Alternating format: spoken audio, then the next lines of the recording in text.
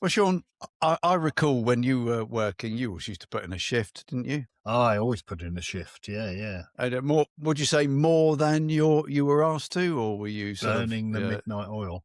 I oh, think most people put in more than they're asked to. I think it's, yeah, yeah. generally you get there early and you don't, other than these, and I don't know what they still do. Do people still clock in and clock off? I mean, They that don't clock seems in, to, clock off. No, well, maybe somewhere they do, but that's not a mm. thing anymore, not really. No, it's But not anymore. No. okay, so another question for you. Marks and Spencers, or M&S as they like to be Yeah. known these Yeah. days. Are you a customer these days? Well, I occasionally, I know you Yeah. get your wife hunts from them. I should do, not for a while, but they used to say, there was a time when they used to say that every man in the country had a set of M&S or Marks and Spencer's underpants in their drawer, didn't they? Yeah. But Yeah. what I would say, and fair play to, I think over the last 2 or 3 years, they seem to have really upped their game in terms of certainly men's. Oh, you've got So, older.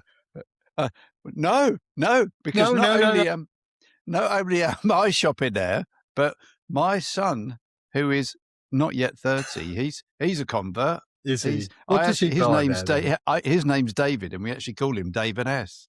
David, what does he buy there then? Well, he buys tops and shorts, Does and he? He's yeah, this is trendy now then, is it? it is. Is that, It is. The only yeah? problem with M&S, and it was like when you bought an M&S suit at work, that's where you went. Well, it You didn't used to think be about. Used to be St. Michael, didn't it? That was their brand name. What That's happened to right. St. Michael? I don't know, but I used to cut that label out because I didn't Did want you? that label. But it used to be a thing where Nobody you else bought got your. to see your wife hunting. There was a You got time. lucky. There was a time. No, but the Those the lucky problem with ladies. M&S was not your wife fronts, but shut up. There was a time when if you bought an M&S suit and you felt really sort of dapper in it, you go to work and then you suddenly realise 3 people were wearing the same flipping Same suit. suit, yeah, yeah. Yeah, it This is wasn't a uniform. before you moved on to Charles Tewett. This is Charles, yes, recommend Charles Tewett. Although I've got a story about their trousers, but not for this one. Anyway, yeah. Marks and Yeah. Spencers, Marks and Yeah. Sparks, St. Michael, whatever you want to call them. So their chief exec was in the news a couple of weeks ago. So this is a bit dated, but it's all about work-life balance. Okay. And I wanted to He's see. a relatively young fellow, isn't he? He's young, yeah.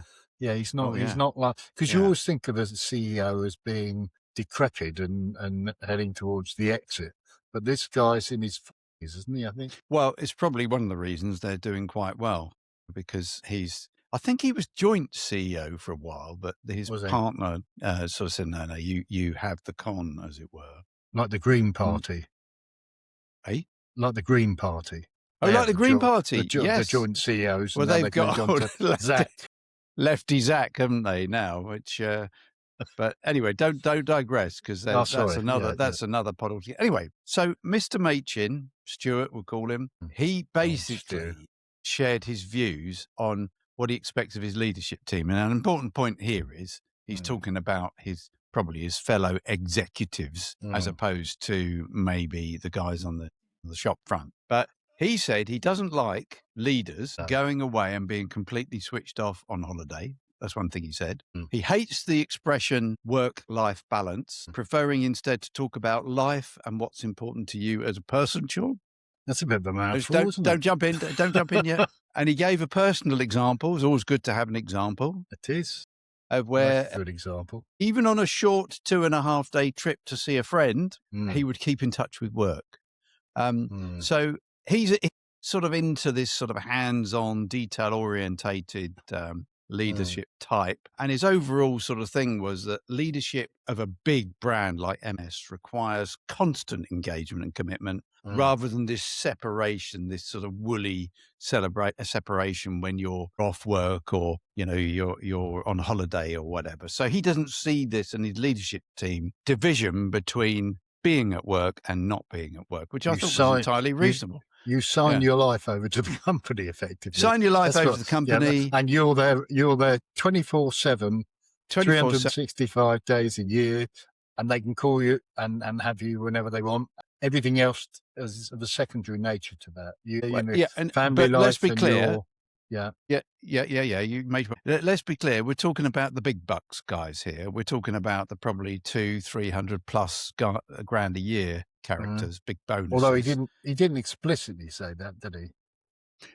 He said he doesn't like leaders going away. He didn't explicitly. Senior leaders should remain engaged with work even when they're away.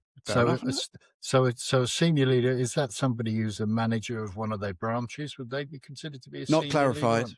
Not clarified. No.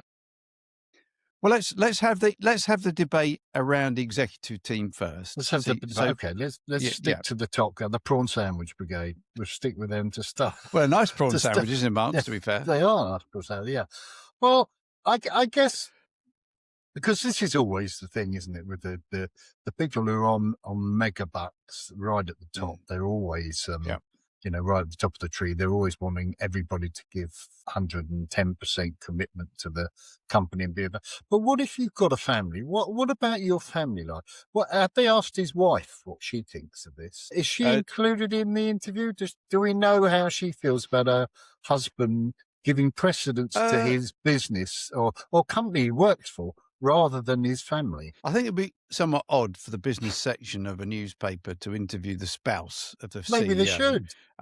But maybe we can do it. Maybe we can get Mrs. Machin on the, assuming he's married, on the pod and say, well, Stuart's been saying all this stuff, like basically ignoring you when he's on holiday, and he wants this. How do you and the kids feel about it? Let's assume he's got a family. Mustn't assume that, but maybe Mrs. Machin. But no, they don't cover what Mrs. Machin said about it. Okay, no. I mean, I've been looking. Are you going to be her proxy?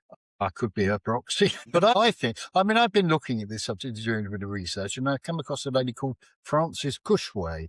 Have you heard of Frances Cushway? No, it's a good name though. She's founder of an organisation called the Maternity Coach. Okay. And what she's saying is, I can quote from her: high-performing organisations don't need leaders who are always available. They need leaders who are effective, well-rested, and able to step back as well as step up. And what she's arguing here, and I think it's a legitimate argument that, and it's, I think a trade union leader would argue this, that this sort of macho bravado is indirect sexual discrimination, because the woman in the household generally has most of the childcare responsibilities. And if you're talking about people sitting on the board only if they can give over 100% of their time and not have any other cares in the world to running and helping their company, then they're not going to be able to deal with their families. Yeah, maybe. I'm sure Frances means well, but you can't. It's all about these words. She's running a non-profit membership organisation. What does she know about running one of the biggest companies in the country, employing thousands of people and providing work for many others in the distribution area? So I think you've got to listen to the guy who's running a successful company rather than this, No, because we have this sort of talking shop thing. We have this because we have this sort of bravado nonsense. Every few years we have some cocksure CEO who takes over a company and I'm going to do things completely differently. I mean, it won't happen. It won't happen. There are people within these organisations have got families people who want to earn 300 grand a year. Marks and Spencer's is not the Department of Department of Defence, or they're there to sell wife fronts. Somebody needs to be able to take a holiday and other things. They sell knickers as well, clearly on the other side of the coin. And obviously, David thinks they sell 20. Trendy, yeah, he does, yeah. but hang on.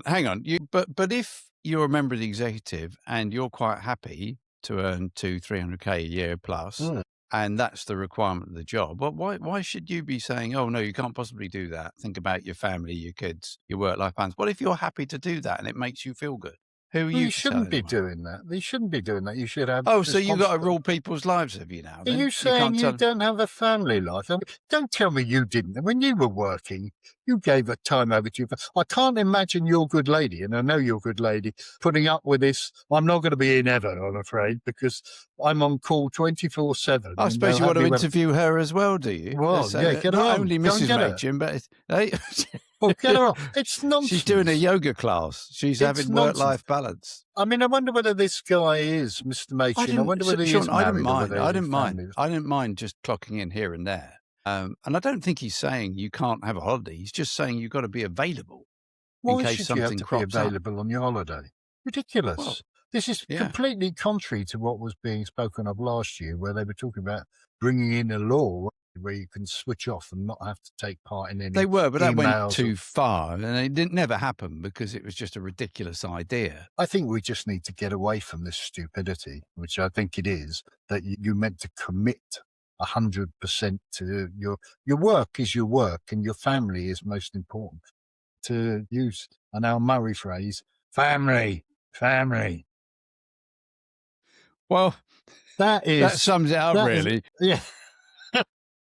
If these are your references for running one of the Britain's most successful businesses, then we are in trouble. I mean, we'll see how far this lasts as it gets out into Marks and Spencer and see where it goes.